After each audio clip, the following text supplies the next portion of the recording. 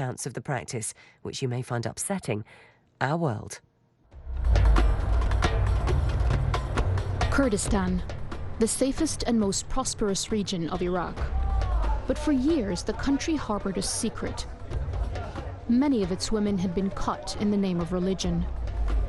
Few in the outside world knew that female genital mutilation existed here, until a charity launched a campaign with the help of local filmmakers to tell women's stories.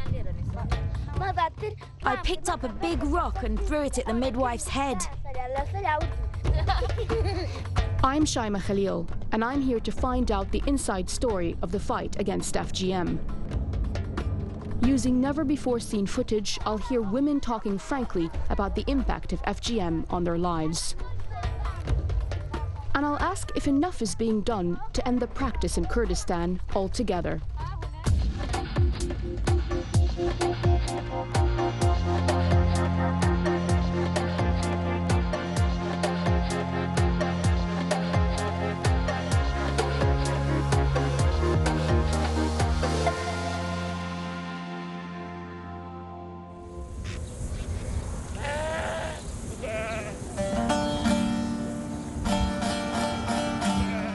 Southern Iraqi Kurdistan, a remote and mountainous region with a sleepy pace of life. But there have been dramatic changes here. This is Tutakal, one of a handful of villages in Iraqi Kurdistan to have banned female genital mutilation. Traditionally, autumn was the time when girls, usually under 5, would have been circumcised by the village midwife. Now, the season means nothing more than the start of a school term. 2 years ago, Tutkal publicly agreed to stop cutting its women and girls. It's one of 7 FGM-free villages in Kurdistan, and it's received improved public services thanks to a local charity, Wadi, as an incentive to uphold the ban. The mayor tells me he thinks the government only started paying attention to Tutakal, providing the village with a new school and electricity in the past few months alone, because of the media interest generated by banning FGM.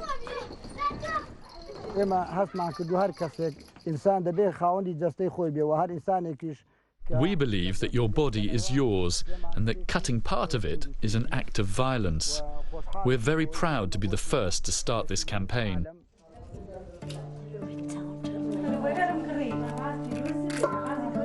The mayor and his wife seem to have a genuine commitment to the cause.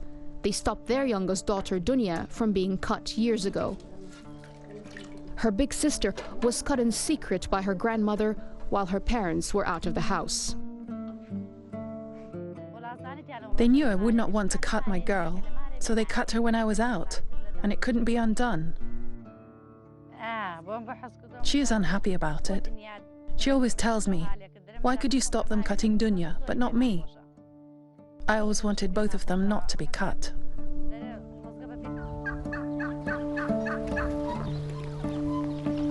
Most of the cutting in villages like this one was done by a midwife who'd often use unsterilized razor blades or knives on several girls. We're 3 hours drive away from any major hospital, so these girls wouldn't have had access to any medical help if they needed it. No disinfectants, no anesthetics, just a razor blade and some ash to seal the wound.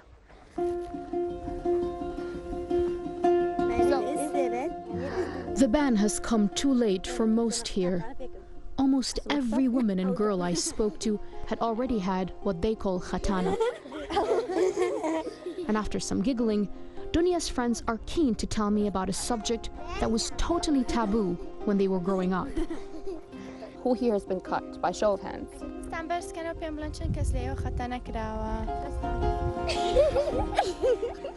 So everyone here except you, Dunya.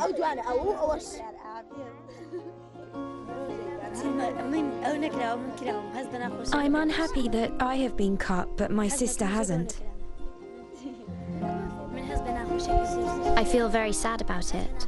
Very sad that she has been cut. Because she would have felt pain, like all the others. I wish she wasn't cut. I wish she was like me. Do any of you remember being cut? I was very little and I was playing with a friend of mine when my mum grabbed me and said, "The man who sells fruits and vegetables and sweets is here in the village, so we're going to buy you something." We were taken to a house and that's when I had Hatana. So you didn't know that you were going to be cut? No, if I had known, I would not have gone. Can you tell me a little bit more about what it was like being taken into that room? I remember it was very painful. 2 women held me down. I know our bodies belong to us, so why did they take something that was mine? Why did they cut a piece of me that was mine?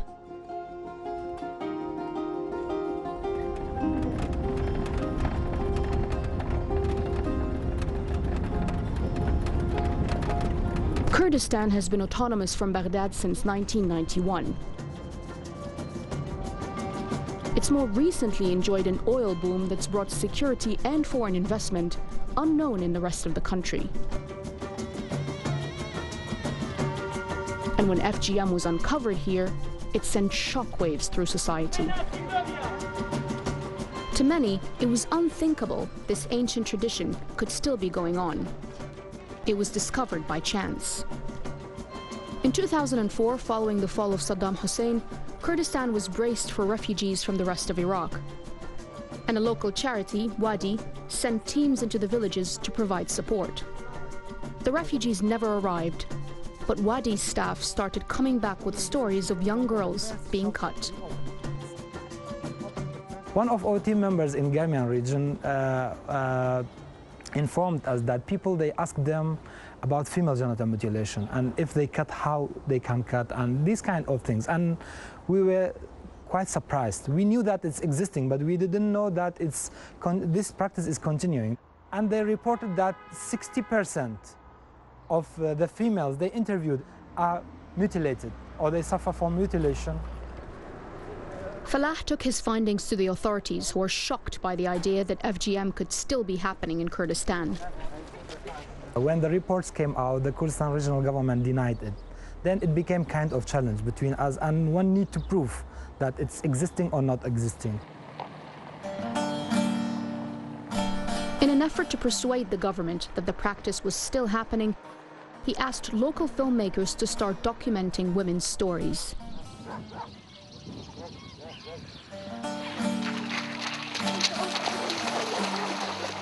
The stories they came back with were like nothing heard before.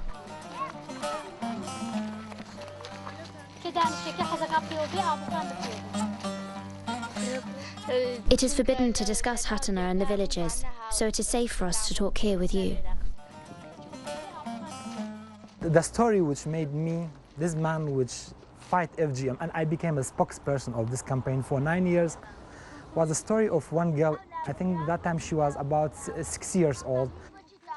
They said, "Let's go to another village, to the house of your aunt." They said, "Don't wear trousers, do not put on your underwear, your blouse is enough." 2 women took me away and they said, "We will style your hair." And suddenly, both women held my legs. One said, "Hold her leg, come and cut her."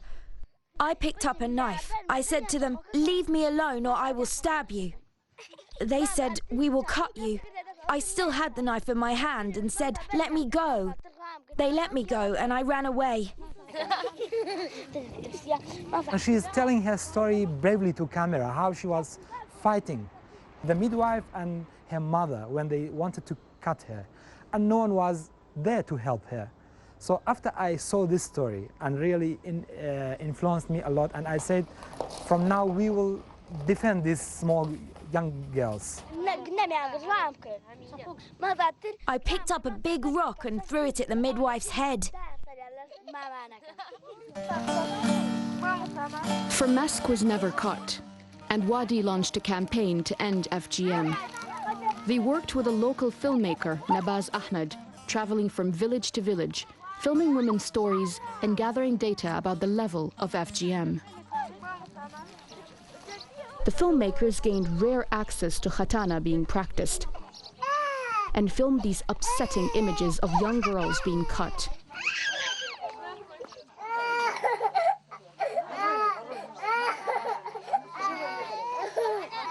Women told them FGM, or khatana, involved cutting a young girl's clitoris.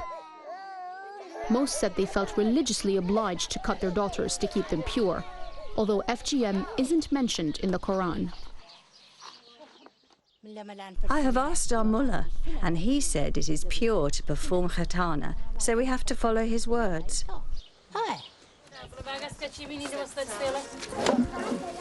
In some regions, Wadi found every single woman over 60 had been cut, while for teenagers across the country, it was almost half.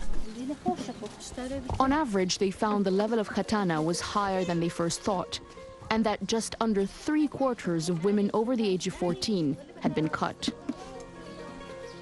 In the very beginning, we were surprised because, especially for me and for, let's say, my other colleagues, men's, this was hidden. For me, I didn't know. After I checked, then step by step, all my family members, they started to speak out, and then we find out it's very spread in our family and in many other families. And then I find out that everyone is too shy because it's related to sex issues and the genital of women. So here, no one is ready to talk about it. A female filmmaker joined the team to help break the taboo and find women willing to talk. Khatana is a sensitive and frightening term. The hardest thing was finding women willing to talk on camera. As a woman, I understood their suffering and tried to put myself in their position to feel their pain. I wanted to raise awareness so the next generation of women doesn't have to go through this. She found the few girls who had not been cut were stigmatized and tended to lie about it to their peers. One of the girls was called Nisa. She would have been in year 6 or 7. She was one of the few who had not been cut. But with friends and relatives, she said the opposite, to avoid humiliation. Do you want to be cut? No, but because I am not cut, they will tease me and say my clitoris will become larger, and that I will feel sensations and go after boys. Because you're not cut, what else do they say to you? They tease me and say, your clitoris is not cut off. Why do they say those things to you? I don't know. Does the teasing make you want to get cut? No, because now I just tell them that I am cut.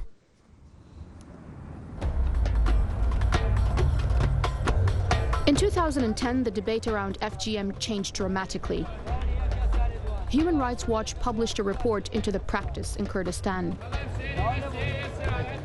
It described in painful detail the impact of the cutting on young girls' lives. International pressure began to mount for the practice to be banned, and it emerged that this was not simply a religious obligation.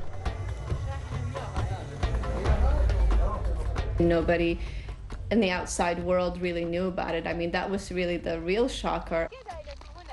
Female genital mutilation, people give it many justifications, that it's a tradition, part of their cultural identity. Some people do it, as in Kurdistan, justified within their own religion. Some people do it, as in Kurdistan, out of social pressure. My inclination after speaking to religious leaders in Iraqi Kurdistan, that it really is to control women's sexuality. And in fact, 2 of the mullahs in the villages did say to me, in hot climates in Iraqi Kurdistan, something needs to be done to control women's sexuality. The filmmakers found that FGM wasn't just practiced in villages. In Kirkuk, one of the major cities in northern Iraq, they found a couple willing to talk about the impact of FGM on their marriage. Their interview has never been shown outside Iraq. I don't have desire. I have no desire for a man. I knew from an early age I was like that. Of course, when you're a kid, you don't understand that. But when you grow older, you know the difference.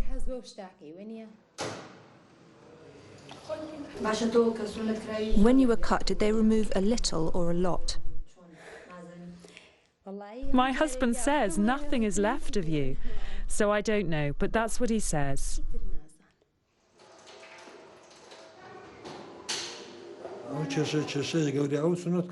This circumcision is similar to neutering animals.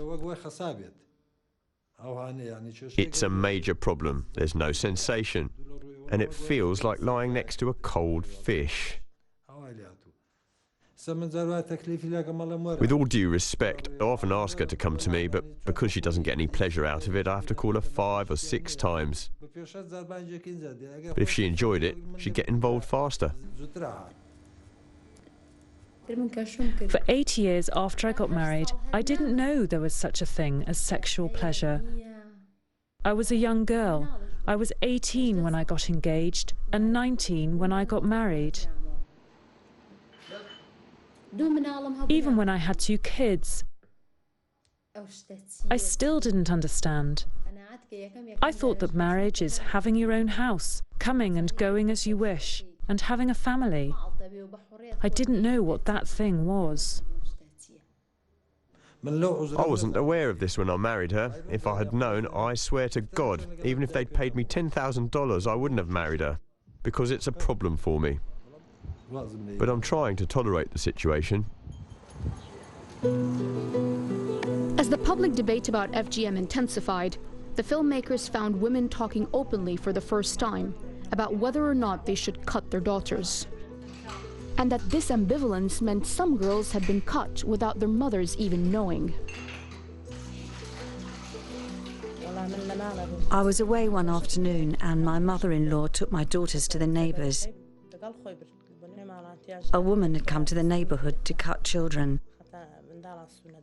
When I came back, she was cut. I have not had khatana done to my younger daughter yet. Some say you have to do it, others say not to do it. Her aunts are not happy. They say she must have khatana. She will not be pure if she doesn't. I can't decide what to do. Just months after filming Golala, the law was changed and FGM outlawed as part of a wide-ranging law to improve women's rights.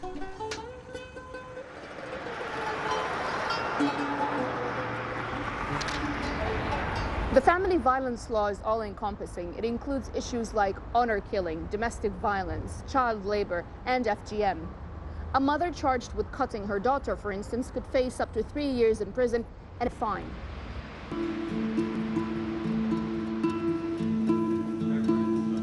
Gasha Dara Hafid was head of the Women's Rights Committee when the law was passed and helped push the ban through Parliament.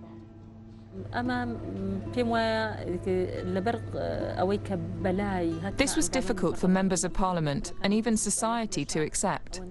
We were often told by ordinary people, "Don't you have anything better to work on than FGM?" We knew we might face difficulties mentioning FGM due to the cultural sensitivity, so we decided that we should put FGM within a wider proposal for a law against domestic violence.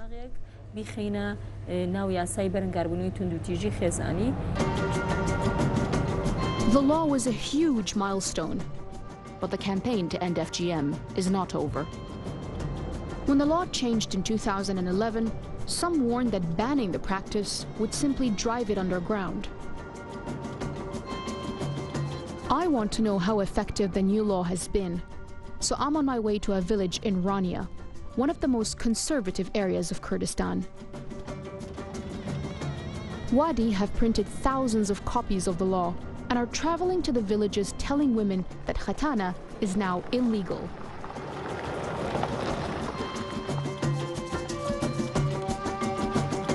Wadi have been to this village twice before, and you get the sense women here are keen to say the right thing when asked awkward questions, which makes it hard to tell what's really going on.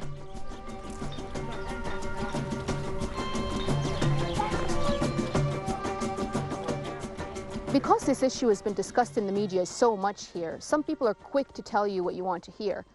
I asked a mother whether any of her 3 girls were cut, and she was quick to tell me, no, of course not. It's not a good practice. But after our conversation, one of her girls pulled me aside and said, yes, she is. She didn't want to say this on camera, though.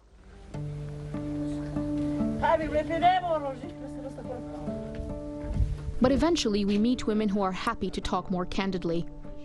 Bessie is one of the older women in the village, still living off the land. She told me she values the old ways of life.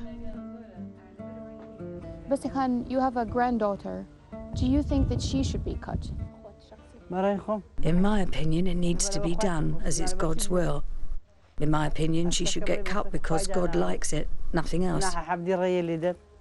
Bessie Khan, were you aware of the law that was passed by the government to ban FGM? I'm illiterate. I heard on TV it had been banned. Before, people used to do it and it was normal. Now people don't talk about it because TV said it shouldn't be done. Although Bessie has heard that the law has changed, it appears this ancient tradition is still deeply rooted in some villages. And to date, no one has been convicted for performing FGM.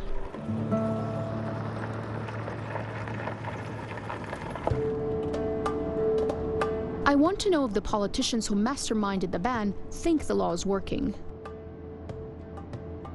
Why is it that after 2 years, only 1 case has gone to court, when you know just as well as I do that this practice still goes on? It's true that 2 years have passed, but this law is trying to change a culture that existed for a long time, and as a result, the law hasn't penetrated people's minds yet. In the next term, we need to work more to understand the problems with this law and why it isn't being implemented. Is it a problem with the law itself or the way it's policed? We have to make sure that this law will prevent FGM.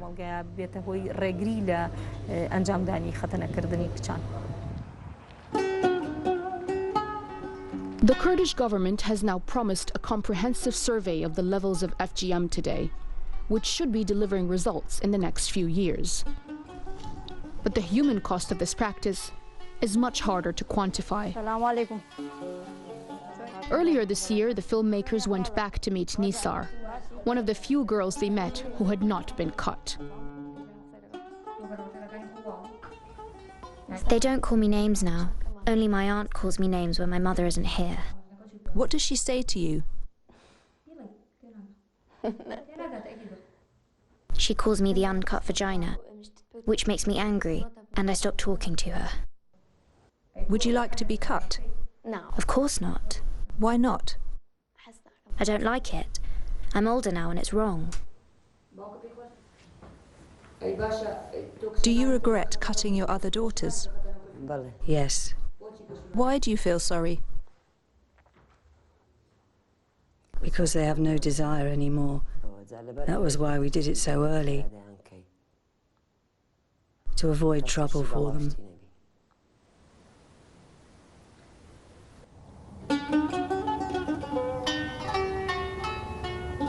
After almost 10 years of working and campaigning against FGM, do you believe that things are getting better now?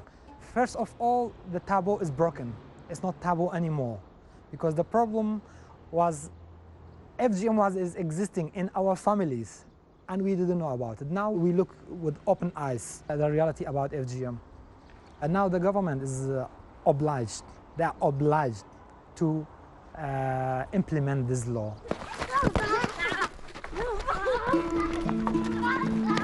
Back in Tutkal, lifting the taboo has led to difficult conversations. Dunya's mother wanted me to speak to the older women of the village before I left.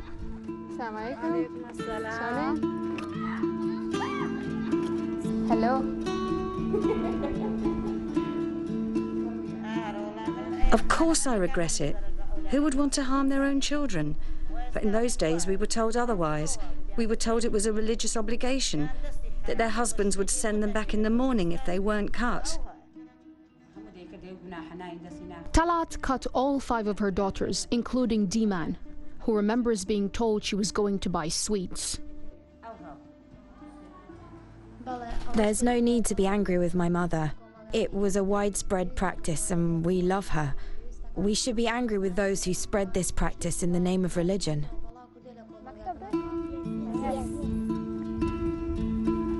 According to Wadi, FGM is now falling in Kurdistan. But from what I've seen, the country is still scarred by this ancient tradition. From grandmothers who feel wronged by the change in the law, to girls angry at being mutilated. And the mothers who only ever did what they thought was right and can't undo the damage done in the name of tradition.